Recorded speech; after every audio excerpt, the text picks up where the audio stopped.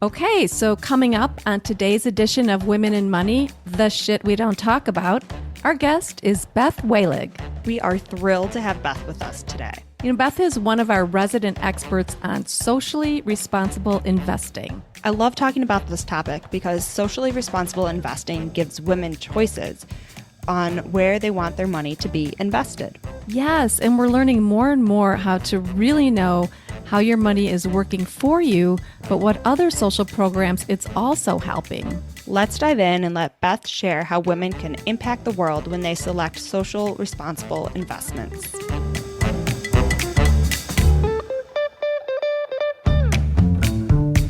Gloria Steinem once said, "We will never solve the feminization of power until we solve the masculinity of wealth." Barbara Provost and Maggie Nielsen are the team at Purse Strings that will help you navigate the ins and outs of financial independence so that you can be financially fearless. This is Women in Money, the shit we don't talk about. So, this podcast is Women in Money, the shit we don't talk about. And today we're talking about it.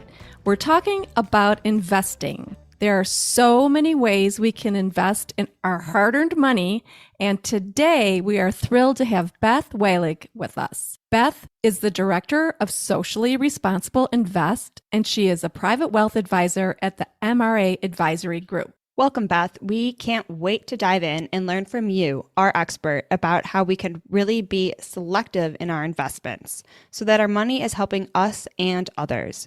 Before we do, could you share a bit about yourself and your background? Sure. I've been a wealth advisor for about 9 years now. And then prior to that, I actually worked in New York City in institutional investment management, where I was a portfolio manager in what's called leveraged finance, which is high yield bonds and leveraged loans. Decided to become a wealth advisor largely because I felt that women are sort of not addressed by Wall Street in terms of services and products. And I really felt that it was an opportunity to, reach out to women and to get them to invest and also to take care of their financial plans. So that's pretty much why I made the transition. And it's been a lot of fun. It's been a wonderful journey.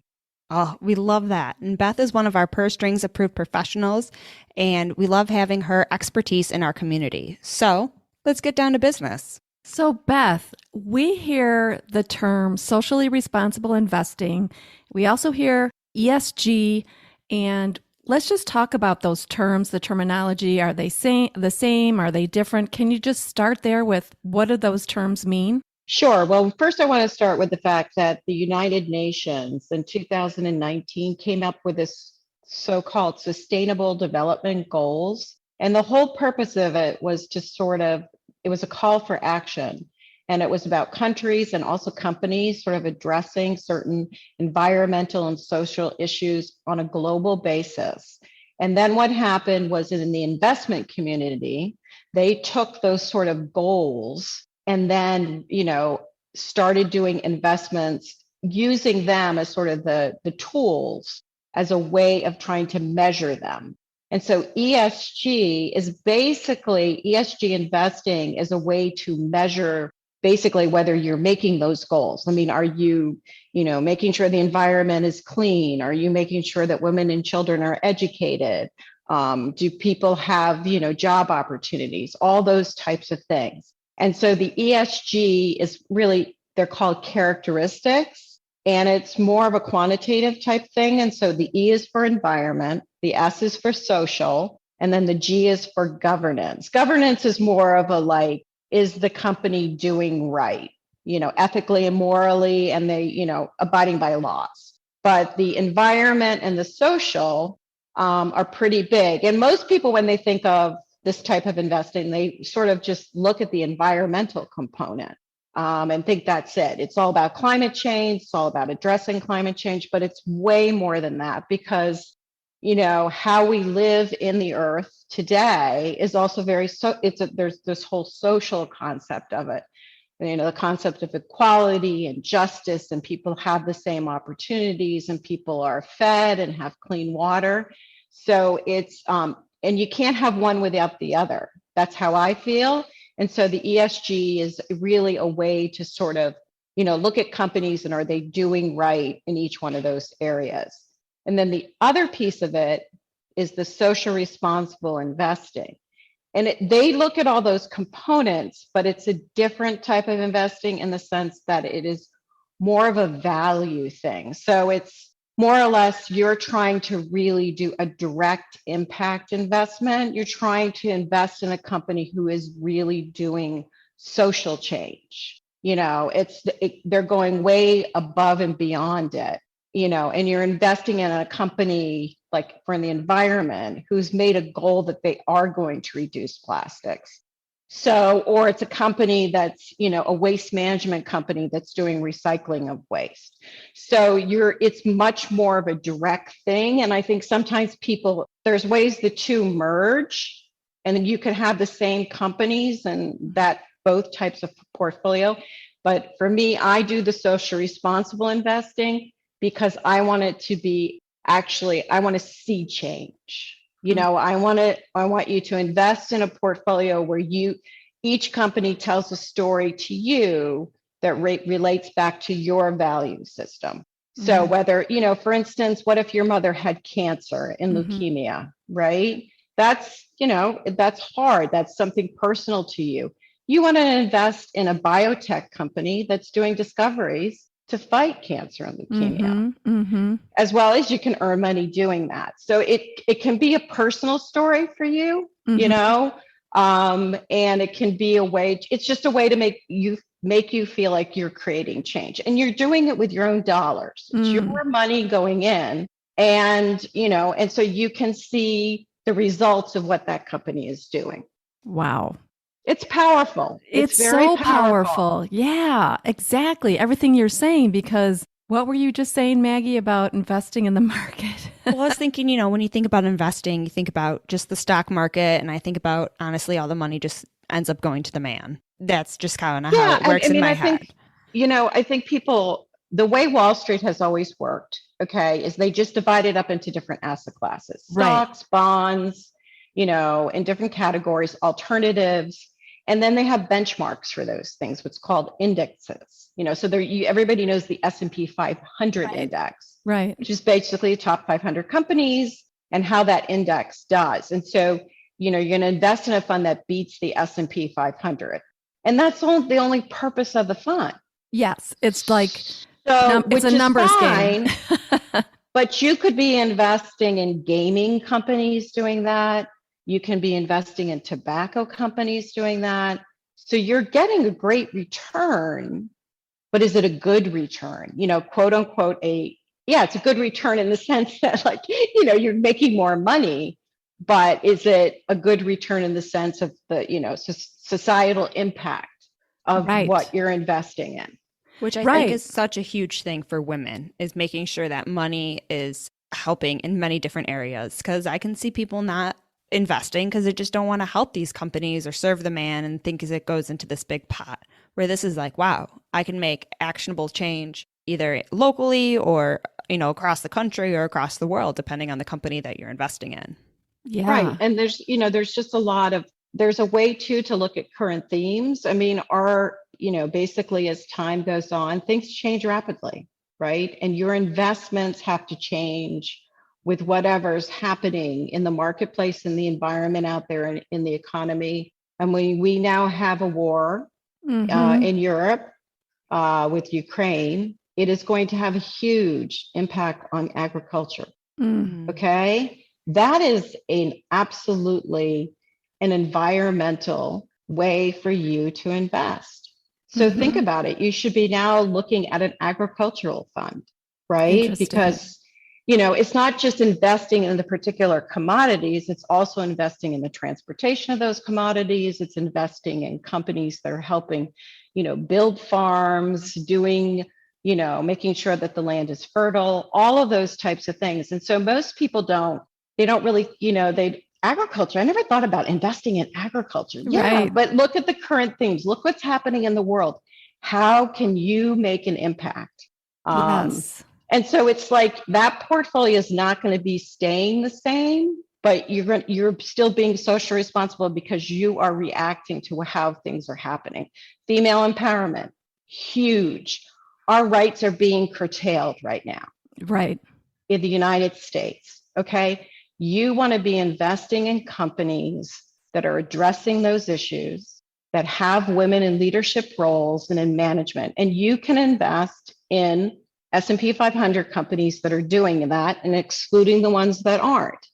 And that's where you should be putting your money, right? You want to be investing in companies that are going to do better for your daughters 20 years from now.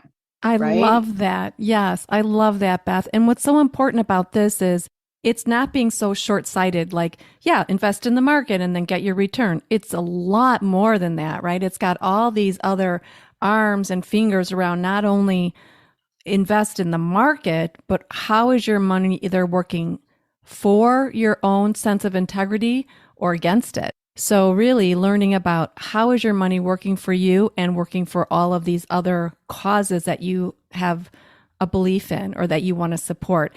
Now, my question is, how do you go about doing this? If you're working with a financial advisor right now and never really had those conversations, what's the next step for those who are already investing in the market and they really want to say, hey, I want to know where my money's being invested. I want to make sure I'm making really good decisions on my money. What's the best way to approach that conversation or to learn more about that? I mean, basically, I would approach your financial advisor and say, listen, I've heard about this sort of ESG investing and the social responsible investing. And, I've done some reading on it. I'm very interested in it. Do you have some particular ETFs or funds that I could invest in within my portfolio? I mean, I always suggest that people start small, get comfortable with it. If you really want to go gusto, as I say, sure, just set up, what I tell to some people is take a portion of your IRA or a portion of your taxable investment account and put it into a couple of these funds. And then if you sort of over time just want to put it all in, you can do that.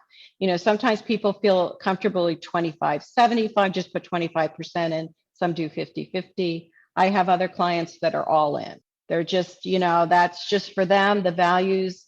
So we have ask your advisor if they have sort of like a value system questionnaire. There's a couple of firms out there that are third-party firms. It's very simple. It takes maybe 20 minutes for you to answer these questions. It goes through an algorithm, and then it tells basically what is important to you. And it's very interesting to sort of see when people take this questionnaire. It could be racial justice is very important for you, female empowerment. For other people, it's more the environment, equal opportunities for all. So it's, and for some, it's more like making sure that our natural resources are sort of, divided up and cared for. So there's different categories. Some is, like an emphasis on health and fitness and wellness. That's a portion of this too. So you can see who sort of your personality, right? Your value systems, we're all different. Right. We're all made up of different stuff. And it sort of comes out. Now, you can't perfectly match a portfolio to it, but you can get pretty close to doing that. And so, for a lot of people, once you sit down with your advisor, they should be able to come up with at least an ETF portfolio to get you started. I do have some clients where I do invest in individual stocks. Oh, wow. So where you can really like sit down, like for instance, I have one client who is very interested in the agricultural stuff. And so we recently invested in a company called Nutrien. It's a Canadian company. They're a fertilizer company, but they do a lot of sustainable type stuff. They're trying to do like stuff that's really good for the soil, but tries to refertilize it and stuff like that. So, those like you can do things, directly, but there's ETFs there. There's about 3 female empowerment funds that you can invest in. There's a She Fund by State Street. Fidelity has a women fund, Women's Leadership Fund. And then there's another one that I like that's done by actually a nonprofit company, and it's called it's an Impact YWCA Empowerment Fund. So there's lots of different things you can choose for that, and most of them are investing in S&P 500 companies that these sort of screen to make sure they're doing right by women. And they have Got different it. categories and all of that kind of stuff. So to get started, that's how I would do it. Pick one value that's really important to you. And if you just don't sort of know, there's also sort of generic ETFs that invest in 7 S&P 500 companies where they're screening. It's sort of like the negative screen. They're taking the alcohol out. They're taking the major polluters out. They're taking the oil and gas out. And so you sort of have what I call a clean S&P 500 fund. Yeah, or a sin-free. Didn't they call those sin-free funds or something like that? Yeah, they did call them sin-free, but I think now they go a little bit further than that. Got it. Because somebody has like major governance violations for years, they're out. They're out too. I love the amount of different themes or values that are out there. I mean, you keep throwing out these different ones that are just all over the board, which are all very important. I just, that really fits our society because we all have all these different things that we want to fund, none of them better or worse than another, but all those different opportunities to really express yourself through your investments. But since these aren't one of the real themes that I've now looked at, because I try to, as a portfolio manager, I try to come up with my own themes, and then I also use this third party. But I think we've been talking a lot about this, particularly through COVID, but just among women, is financial wellness, which is what you guys are doing. Yes. And that really is a socially responsible investment type of thing. So, you want to look at companies that are addressing this impact on inflationary pressures for consumers, that are increasing people's wages and benefits, right? That's all about financial wellness. Are companies working with unions or are they fighting unions? Right? Unions people are in unions. It's not like unions management. We're all people, right? They deserve to get paid. Hybrid work environments, right? That's a wellness. It's also a financial wellness issue too, because women who get to stay home also don't have to pay as much for childcare. Right. It's all this sort of thing. And people don't really think about a lot of this stuff, but I think of my generation, we had zero choices. We, had to work 9 to 5, you had to commute, you had all this stuff. This generation has choices. And how are these companies addressing these things? Right. For the employees. And so now I have this whole category. Also look at new fintech products. Cool, right? Because it saves you time, right? You want it, like, I like PayPal because of Venmo. It's like, do the transaction. You're not having to run to the bank to get your money or have to sit there and write a check and mail it, right? So all these things are really critical. And people don't think of things as this being like part of the social thing, but it is. It's about how you live your daily life. Right, exactly. Yeah, so interesting. You're holding these companies accountable. They're not going to be invested in it all if people really don't want their money invested in these areas. Yeah, I mean, I used to look at Starbucks. I used to have it on my list. It's gone. They're fighting the union stuff. Why? These are dedicated employees, right? When you go in to get your coffee, they're sitting right there. And, you really care how they make your coffee or your tea or whatever you're getting, right? And so you want them to be happy. Yeah, but if you go in there and they're not happy, right? And they're not treating them well, then do you really want to go to a Starbucks? I mean, it's just sort of, and I was actually shocked because for years and years and years, they are. It doesn't say I don't necessarily go to a Starbucks, but I'm watching them and how they're sort of dealing with this whole thing. They're having a hard time with it all. I would say that women on a whole really want to put their money where their values are. I myself will never go to a Chick-fil-A because I don't align with what their values are. I know some people who will never go to a restaurant that uses styrofoam because it doesn't recycle. So, I mean, people are clued into this and they are taking action steps to either engage or not engage. And the more that we get information out about these types of investments and investing, I think it's going to really open up so many different pathways and opportunities for investing. But my question around that is, of course, the return on investment. So tell us a little bit about how these funds typically do. So there's been a lot of press about ESG doesn't perform. Like, those portfolios on Wall Street that's all recommended by the different firms. And that's not true.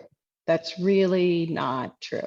Interesting. There are some funds, just like the other funds, who underperform, and there's other funds that outperform. We're right now going through a pretty difficult, period with obviously the market's been down year to date. So some of those funds are, trailing the S&P 500, but 2 years ago they were outperforming them. Wow. And so what you really want to do is look at the performance on a 3-year and 5-year basis. But I did pull some numbers together because when you said that to me, I was like, let me go see. So DSI is an iShares, which is a BlackRock fund that basically it's the top 400 social ETF out of the S&P 500 that they've screened. It has a number of years of performance. So it even has a 5-year performance track record. So they produced on an annual basis for 5 years 12.54%.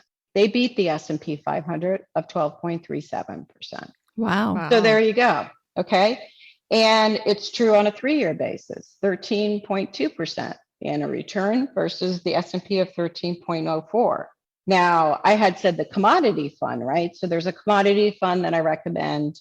It's an Invesco fund, agricultural fund. Its ticker is DBA. And for it lagged the S&P 500 12.41% for 3 years versus 13.04%. But commodities are hot this year. So the 1-year return for that fund is 21.89%. Wow. Okay. Wow. S&P 500 is negative 4.86%. Wow, that's so interesting. So you can build, what I'm saying is you can take your values and, really put it in different categories and themes, and you can beat the S&P 500. So anybody who's not, this is sort of a tip, but you really should be in some sort of agriculture in a portion of your investment portfolio today. Really, you should. You should be investing in farmers. Okay. Interesting. Farm to table, right? I mean, how critical is that? Yeah. Right. Every time you sit down for dinner, right? And wheat is huge. Wheat is going to be one of the commodities this year that's going to be scarce. Well, didn't we see, even over COVID, all the flour was bought and we are out of flour, and that commodity was, you already saw that as an issue. Right. And so you invest in an agricultural fund, you're investing in companies like Deere, right? Who's basically makes all the farm equipment, machinery. You see them, the little green trucks, John Deere's, right? Yeah. Well, you're out in the Midwest. You see we see them all the time. But they also, which people don't realize, they give loans to farmers. They help those farmers buy that equipment. So, it's a great company to invest in, but there's lots of other agricultural companies out there too that you can invest in. And, there's the whole supply chain issue and the transportation issue of commodities too. So, it's a huge industry. Nobody ever really thinks about investing in it. And for years, nobody invested in it because there was major losses. Right. And so things change, and you have to work with your financial advisor to stay current. That's how you're going to make your returns. You got to things are always changing, and you want to see that your advisors, always got new ideas and is making, those changes in your portfolio. I love that. And would you say all or most financial advisors have funds like this that they can invest in? It's rare. I don't know why. It's still rare in the financial advisory community. And I don't know why, because it's such a hot thing. It's hot, right? It's particularly among those who are 20s, 30s, and 40s. Yep. And I think actually a lot of women baby boomers are now really getting interested in it. A lot due to this whole women's rights, racial justice component. Right. So they're sort of like, how can I make an impact? Right. What can I do? Obviously a lot of them do volunteer work, you do the marches, you do all that other stuff, but how do you make companies accountable? Right. Which I really think kind of started a couple of years ago with politics. And we really saw, who, the restaurants we go to, what side of the politics are they funding? The hardware stores, what side of politics are they funding? And I think a lot of people at that point started really learning to spend their money where they value. And I think this is another great step further. And you can clearly see that you just make just as much money, except you're actually funding companies that are authentic and meaningful. Yeah, I mean, basically, a lot of companies are now jumping on board. Levi Strauss put out an announcement a couple of weeks ago about Roe versus Wade, that they believe that women are, entitled to their own decisions. And they put out a PR report. Bravo. Citigroup has told their employees, if you're employed in the state of Texas, we will help you. Yes, in fact, and so these are things that you want to see companies are doing it. I don't care how you particularly feel about the subject of abortion. It's a tough thing, but it's about women's rights. Women have the right to choose. Yeah. And we've had that for forever. And taking that away constrains us in many ways. And so you want to make sure that companies are addressing these issues because it impacts women and how they work and how they can work. Yep. Yes. Right? And women will support those companies that they see supporting them. And a lot of them have been very bold about it. Yes. Bravo. Yeah. And then the ones that aren't, you're sort of questioning. What are you for? Yeah. What's your messaging? I've seen a lot of that on social media, and there's been lists of those who are supporting and other people are questioning others that they haven't heard from yet. So was just having this discussion. Women put their money where their values are. And so, right. ESG and socially responsible investing is really important to women because we invest in our families, we invest in our communities, we invest in those things that are important to us. And I think as you ask your financial advisor more and more about this, we're going to start having to ask those questions more and demanding that we get this information and putting our money in those places that are value. Any sort of financial advisor has the tools and resources to come up with the investment funds.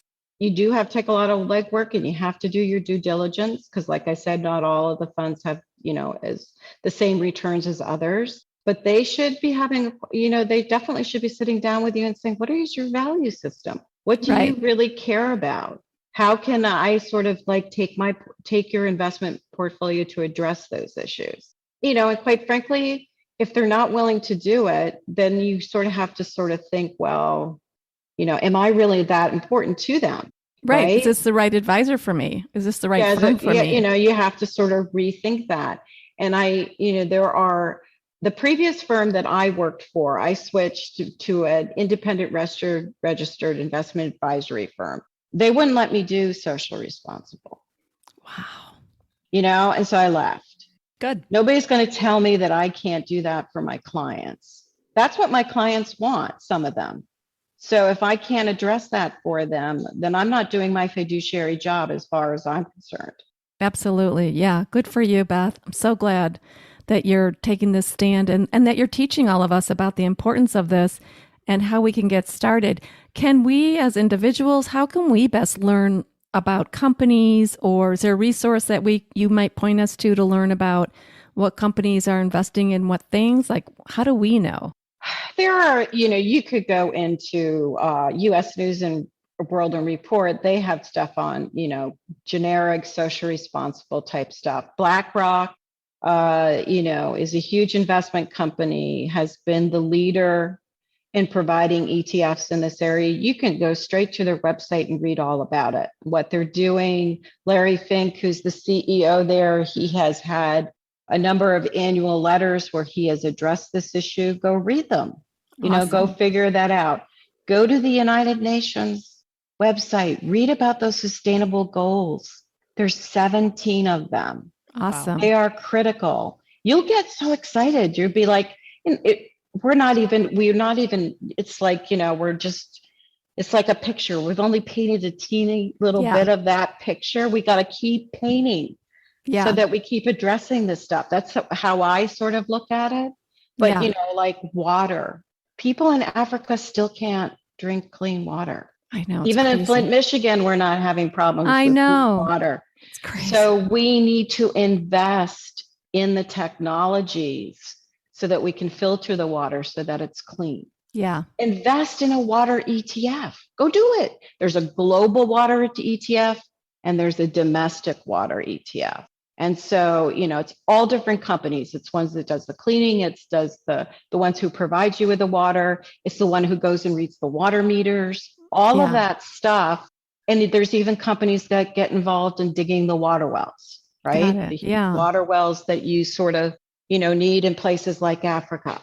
So, and that's one of the goals. That's one of the UN goals, is to have, sustainable water for the whole earth. Right. Yeah. It makes me just want to invest more. I'm like, where do I have more money that I can throw at this? But the best part is it's not like that's why you have to figure out what's really important to you. It's sort of I look at this kind of investing as a challenge, right? It's sort of like running a race, right? You got to be smart about it. You got to think about it. You got to have a strategy about it. And then you just go run. Right.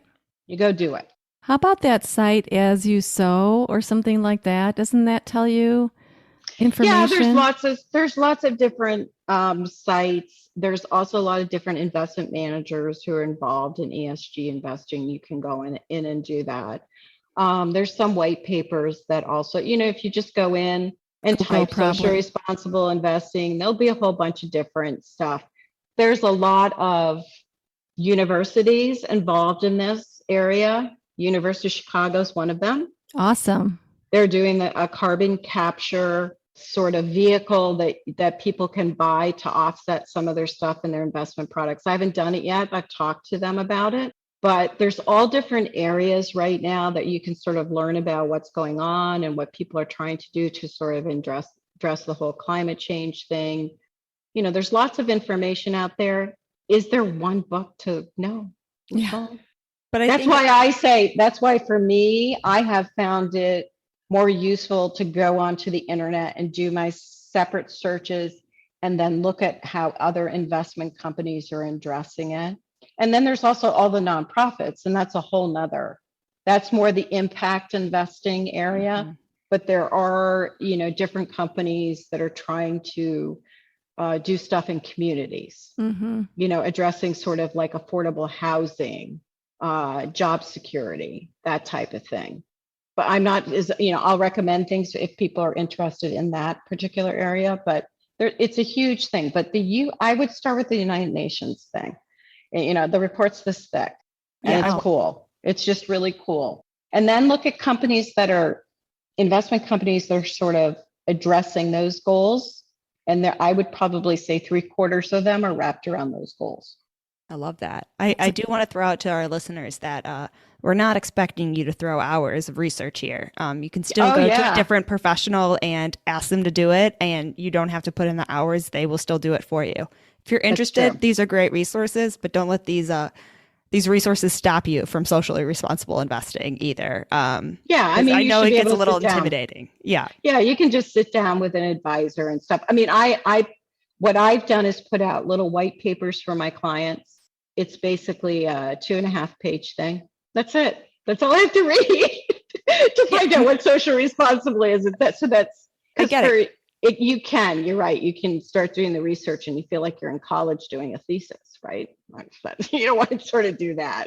I don't want this to turn off anybody and be like, well, I don't have the hours to, so I can't do that. No. This is just extra resources. If you want it, you should be able to just talk to a financial professional, right? Talk to our financial professionals, and they can help you socially responsible invest. But if you do want to read some more, we got those resources too. Yeah. So, all such fascinating information today, Beth. Are there any parting thoughts you have for our listeners today on this topic? I would just say, start dipping your toes in it. Start thinking about it. Start thinking about what your value system is. And, which areas are really dear to you. For me, I probably say the whole health thing was really big for me. My mom did die of lymphoma, a number of years ago, 10-something years ago. And there just weren't the health discoveries out there. There are now, there are people who are getting it. And there's, I've had a number of college classmates die from ovarian cancer, very young. So for me, investing in a company that's sort of addressing that, huge.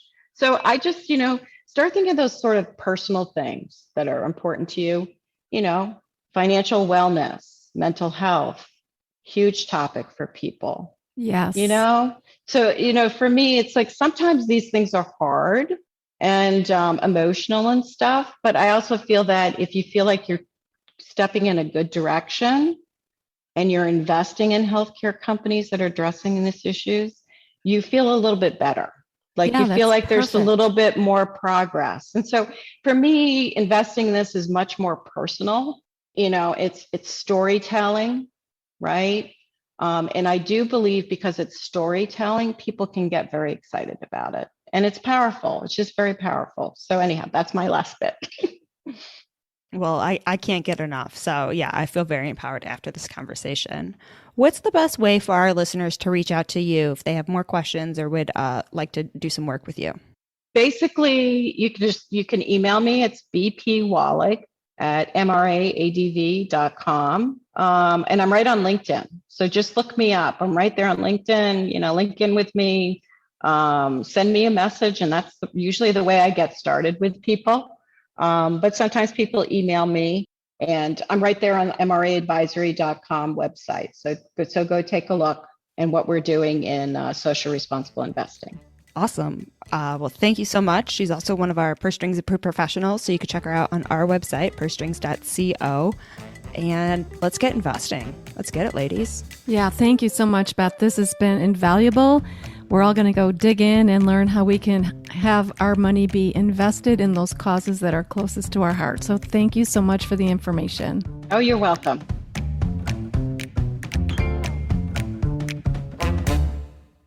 Information is for illustrative purposes only and does not constitute tax, investment, or legal advice. Always consult with a qualified investment, legal, or tax professional before taking any action.